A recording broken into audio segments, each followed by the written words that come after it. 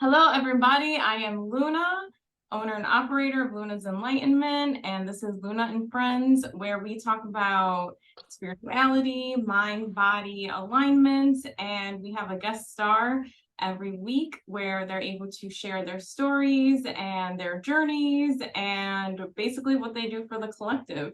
So today we have my friend Elisa. Yes, hello. I'm so excited to be here. So, I'm just a narcissistic abuse recovery coach. I also have a YouTube channel myself. Let me just see if the camera works. Okay. My YouTube channel is called Elisaveta SK, and it's basically my full name. It can also be on the video description, I think, like if it's allowed, but yeah. And I help survivors to basically go from abuse, to go from this hopeless victimhood to thriving, to being victors, to just reclaiming their self-esteem, their confidence, and especially their unconditional self-love. Because I really think that this is a very important topic in today's society when self-hatred is very normalized in a way. I am so glad for you to be here with us today, Lisa. I think what you do is very important because a lot of us, when we're awakening, I know I myself realize that when you are raised with narcissistic or people with narcissistic tendencies and traits, that you actually get programmed into being like them because everyone is mirrors. So you are able to pick up the traits that other people give. And one of the things that I have is with that mother and noticing that I have signs of narcissistic mother traits with a lot of things, but it's because I just don't know how to be a mother, to be honest. That's how I was brought up. So thank you so much for being here. What made you go down that path and to be a recovery coach? Yeah. hmm Yeah, that's a really a good question. And I would say basically both things, like there's two things actually. I'm a starseed myself, so I always felt like there's this sense of purpose, of helping humanity. But I was really struggling, like, what's my purpose? Because since childhood, I always felt like, oh, I'm here to help humanity. I'm here. I was always a very good listener. Okay. I'm very empathic, and I am able to pretty feel into other people's emotions, even to the point it physically hurts myself. Like, it can be pretty tiring sometimes, but this is not really, the most important reason. The I would say the most important one would be that I'm a survivor myself. So I grew up in a very dysfunctional, abusive household, and the main narcissist, as you as well, it was my mother. Then obviously my father picked up on her traits as well, but it was really, very saddening to see the whole dynamics, and to just because when you incarnate from higher dimensions, you expect like people to be full of love, and also as a very empathic person, as anyone who is watching this, you might relate that you always see the best in people. And it happened to me, like I was supposed to have a normal, loving family, but I wasn't getting it. So many times I was thinking like maybe there's something wrong with myself. And I realized that there isn't. Like it just was part of my journey, part of my soul contract of what I came here to do.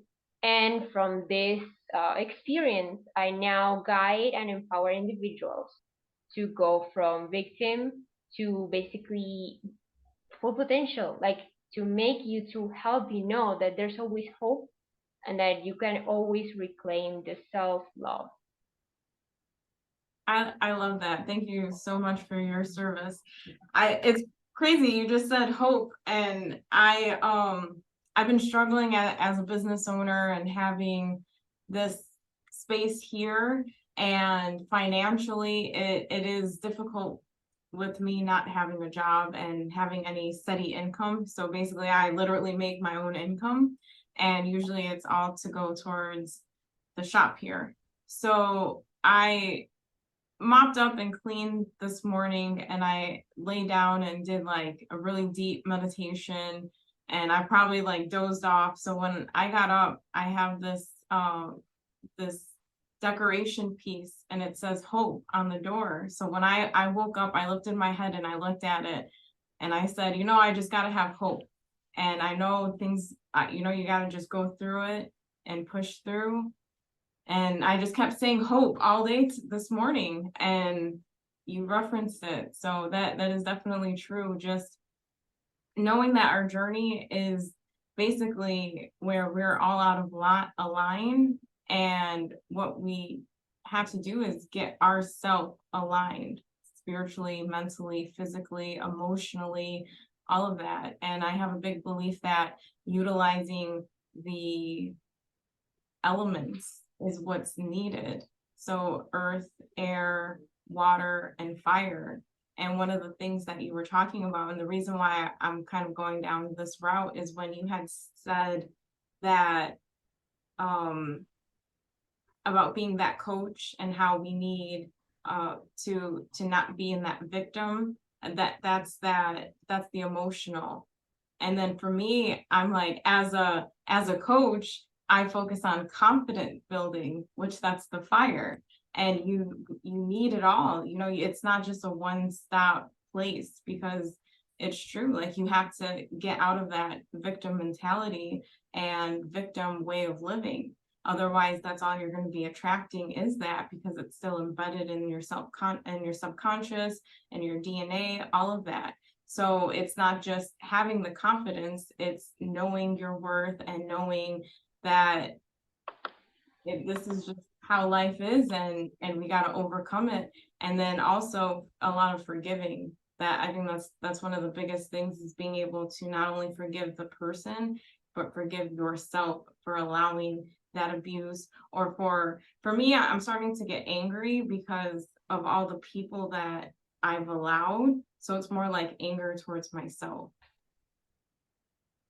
So I just have a lot of like rage.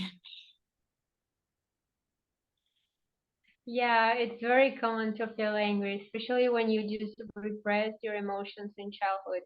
It's more common than you think. And it's also interesting that you mentioned that you're struggling financially.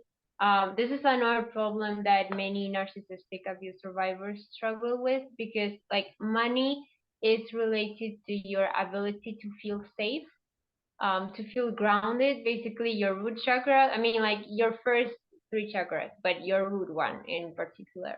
So it's very connected. Like all your chakras are damaged when you go through narcissistic abuse. But I would say the first one, where you don't feel safe, it's like the most important thing. Like many survivors struggle with this. So yeah.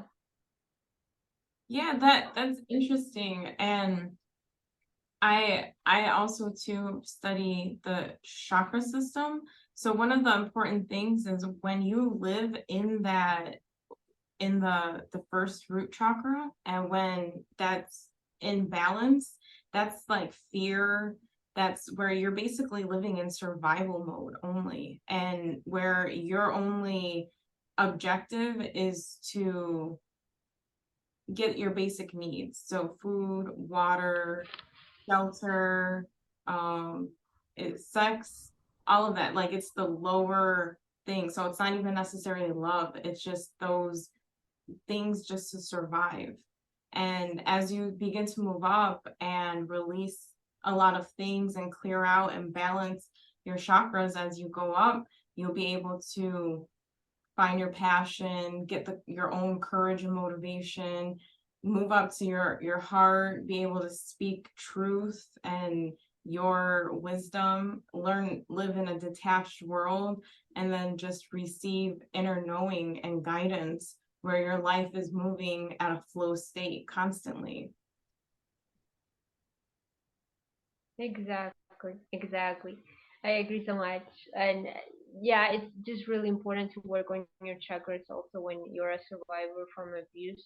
But just really, I would go like many people also in the spiritual community. What I noticed, like in this new age, many people just focus on, the crown, the third eye, because it's cool, right? To have this ability, like, oh my god, my third eye is active. I'm very intuitive and all that. But I really think that especially if you're a survivor, you really need to go like down, upwards. Like you need to focus first on safety, and yeah, on grounding basically and balancing all the chakras first, and then obviously the throat, the third eye, and the crown.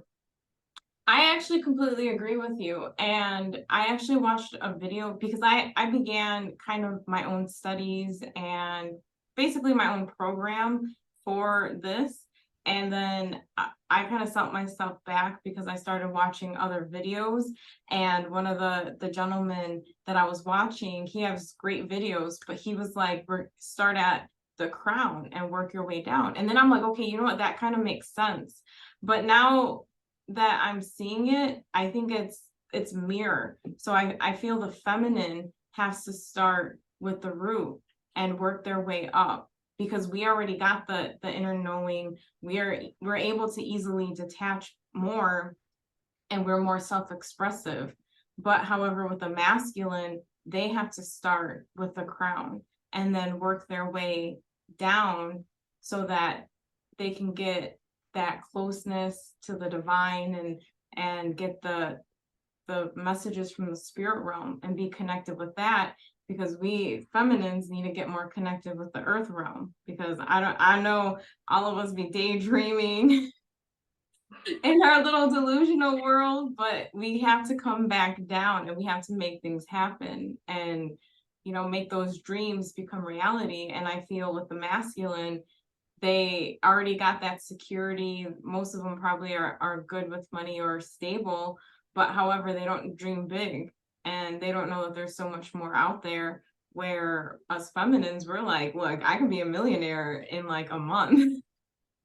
And the masculine, because they're so practical, they're like, this is my life. I'm gonna get a job and have me be this, and then I'll move up or whatever, and just having that sense of security.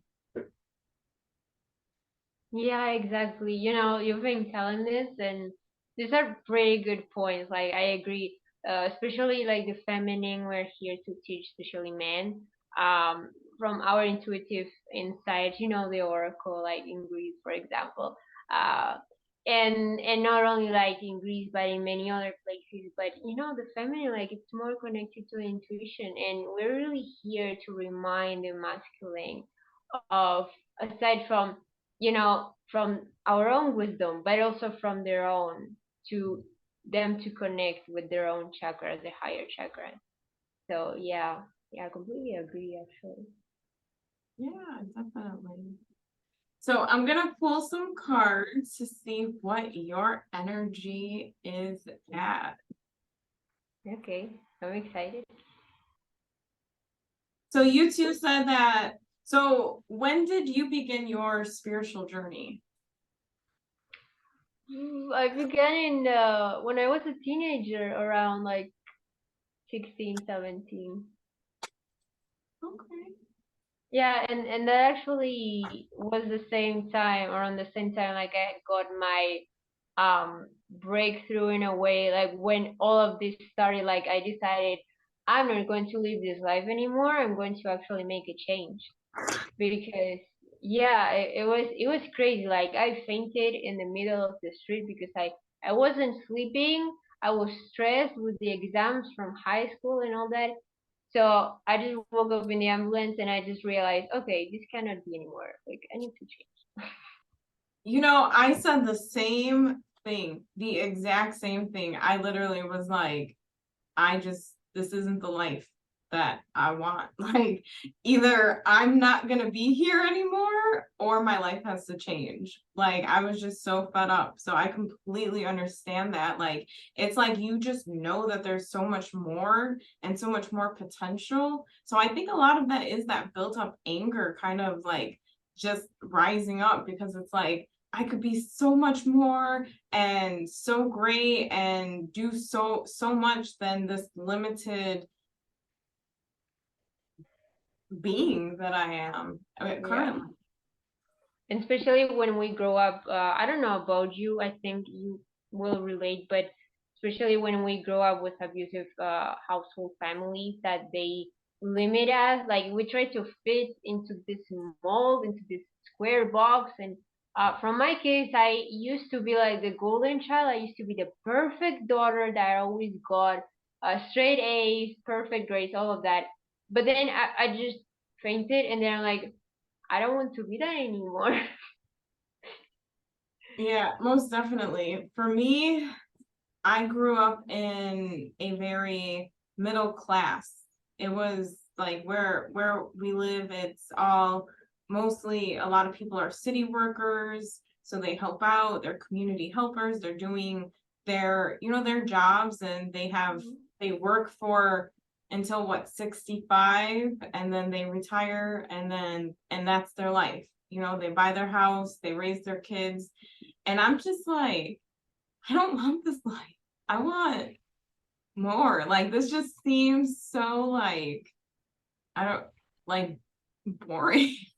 Like Yeah. even I'm like I'm perplexed with getting a job and I'm just like I don't want a job. Yeah, the only idea of like going 9 to 5, sitting in an office, it just terrified me. Like, no, no, I won't be able to do that.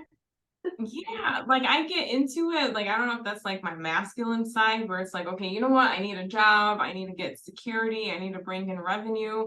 And then I'm like, I start applying and I'll go on interviews and they don't call me back. So then I don't get the job.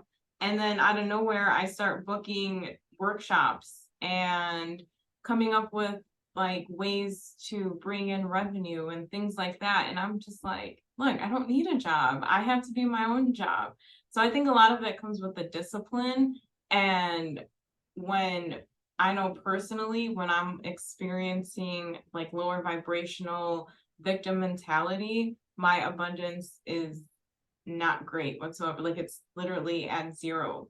And I think that's part of it. And part of the healing is staying in the positive, abundant outlook on things. Yeah.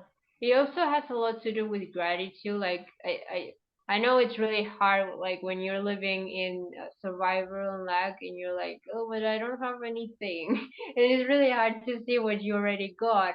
That's why I started journaling. Actually, I have my journal here with an angel. Oh, yeah. So yeah, it really resonates with. I like that. I started writing recently, so I've been carrying around a journal, but it's a lot of like crazy ideas that I have. So I think starting a gratitude journal is definitely beneficial. So thank you for sharing that. Yeah, speaking of that, I have one, like it's specifically made for survivors. Like it's not only to remind yourself of what you're grateful for, but it's also like as a journal to reflect yourself, like to think about, um, especially if you just move out from your parents or abusive partner, and just for you to see like, okay, how am I doing? What are my thoughts? Even writing a letter to your inner child. It's 61 pages of just questions, lots of questions for you to think about. Really Oh cool. yeah, that definitely. I know one of the things with me also, I begin to attract the spirits of I guess narcissistic tendencies as well. So people who have that trait, and then I keep on attracting them in a lot of ways. And I'm I'm doing better at noticing what's going on and being more aware. So now I'm in more of a stage of instead of just kicking everybody out, I'm gonna teach them like, look, let's think differently and just kind of do my best to uplift in a more positive way rather than like just cutting people out. So, because I do that, but it's just more like now I just feel like I just want to set boundaries and not really share as much with people who I see have those behavioral patterns, and instead, just keep it limited, keep it brief, but not cut them out, and just be friendly, a friendly person. Hmm. Yeah, it's interesting that you mention it now because like you already told speak about like in the beginning of the call that you have like traits but you're not a narcissist. This is very common. Like it happens because as survivors, especially we grow up, like many people they have abusive partners but they usually don't grow up with narcissistic households, even if they have like some unhealthy patterns, but still. Like what happens with survivors from family abuse is that we are not allowed to properly grow up. So in a way, our mind is a little bit like because we didn't grow up like other children, we're still like on survivor. And then when we grow up to be an adult, we're just in this, I wouldn't say state of being a child, but especially like a teenager. So it's normal, to just expect people to appreciate you, to validate you, because in your entire life you didn't get that. Okay. So it's common for you to think that. Obviously then you start to do the inner work and then you start to realize, yeah, I need to appreciate myself first instead of asking it from other people. And that's one point. Then the other point is that you mentioned attracting narcissists, and I think it's actually two reasons. One, because you got like the same traits, what you already talked about, but the other thing is that you are like the opposite. Like if you're an empathetic person that literally you're a people pleaser, has no boundaries, you struggle saying no, you constantly want to help people to make a better world, even if it's good. Like, okay, the world needs you. But with narcissists, like we keep meeting them because they use us. Like if you're a good person, a narcissist is going to use that. So usually, personally, when I meet narcissists, it's just I learn to detach emotionally. Like I identify the red flags and I'm like, okay, emotion switch off, gray rock. Yeah. Yeah, definitely. And then I feel like when I just cut everybody out, like who I feel have the tendencies and ideologies, it's like that a lot of that too, everything stops. And I'm just like, and then I feel the energy, and then I feel like negative energy towards me. And I know that it's all the people that I cut off. So some people I just leave them where they're at. But some people, it's like I just keep getting drawn to them. And I'm like, no matter how much I just cut off, try to run away, it's like they're still there. So I'm like, you know what? This time, instead of just cutting them off, I'm gonna be friendly and see how this cycle works. Yeah, like another situation could be like you don't necessarily attract narcissists, but maybe um I don't like using the word broken, like people that need healing. That's common. Like if you're a healer, you have a healer aura, which by the way, I'm going to tell you, I was seeing your aura, like it has like turquoise tones and green tones, which is really beautiful. So if you have, a healer aura, you're going to attract lots of people that need help. So it's also like your responsibility in a way to put boundaries with the people you feel ready to work with and those who don't, who you're just no. Yes, definitely. So going into your reading, your energy, ooh, so you got a lot of options coming your way, and you're taking some steps to walking into the unknown and walking into something that you have absolutely no idea what you're doing, but you got your umbrella and you got your sword and you're walking into it. So one of the things that you're working on is focusing or balancing like your pentacles. So I'm gonna say maybe the spiritual world and the earthly world. So you're stepping into your goddess energy and you got your sun right behind you.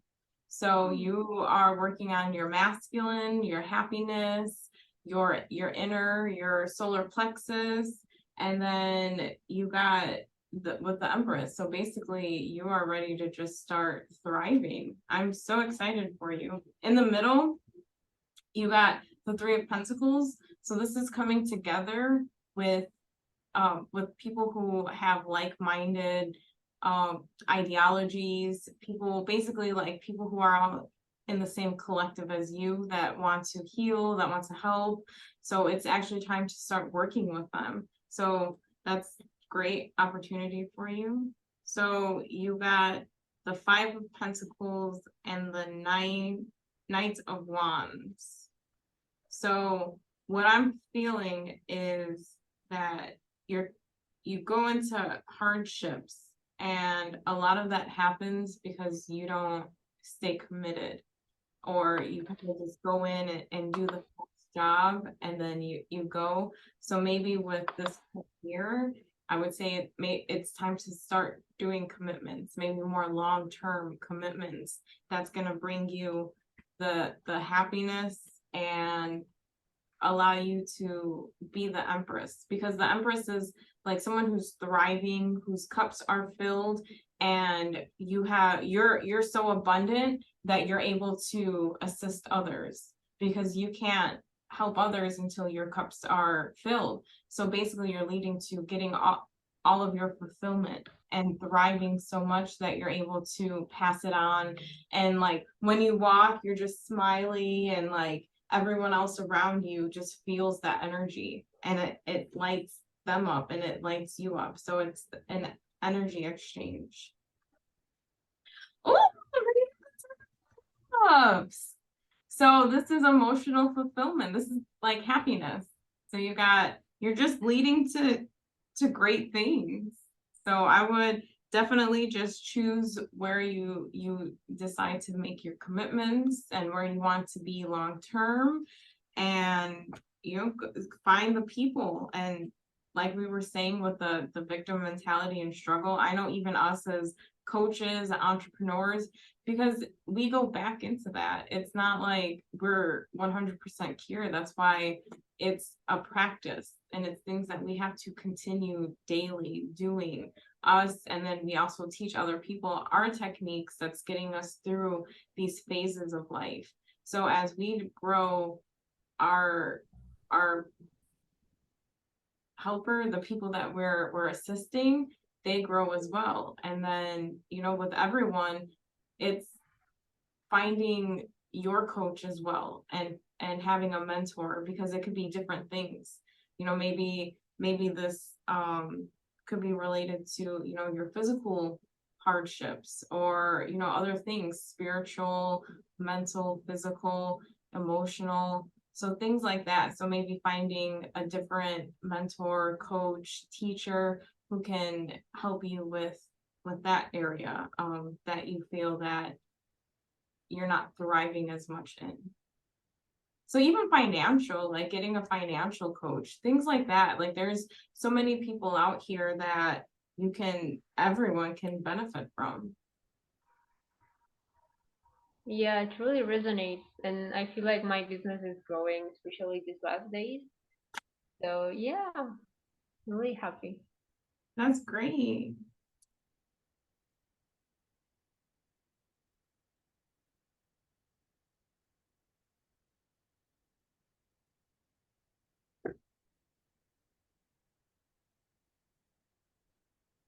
Oh, this one came out when I was cutting too. Oh, so you got diamond. So purity, truth, perfection. So I use this crystal deck for your chakra energy, and then just the energy around you. So basically it's time for you to be going to a like purity, and think of like divine. I always suggest doing like a cleanse, maybe even a detox. And then you got serpentine. So this is for regeneration, luck, and healing on the bottom. So this is your heart chakra. And then you've got blue lace agate for stability, grounding, and supportive. So this is a blue stone. So I would definitely say maybe speaking more or finding your truth on your stability, grounding, and how you have support or the support that you're creating for yourself. And then we got selenite. So cleanse yourself in your space. Yep, definitely need that. So yeah, well, I definitely enjoyed our conversation, and I am so glad that you came on with us and we got to get some new knowledge about you and the services that you offer, and just all in general about having those traits and growing up with that.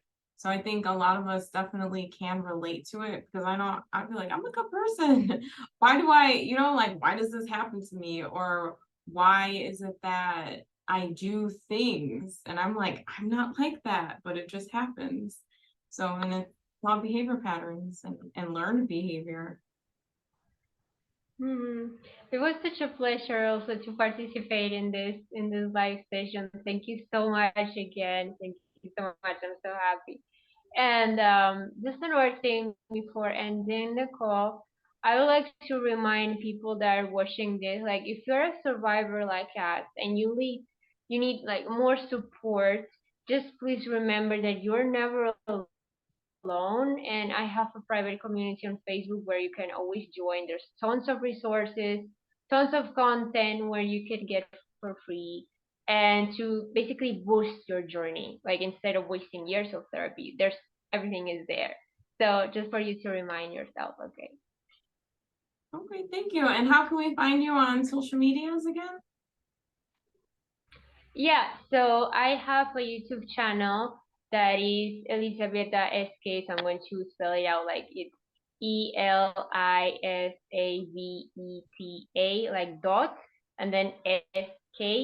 And the same name, it's on YouTube, on Instagram, and on Facebook. And on Facebook, it's where I have the community. Thank you. Thank you so much for being here.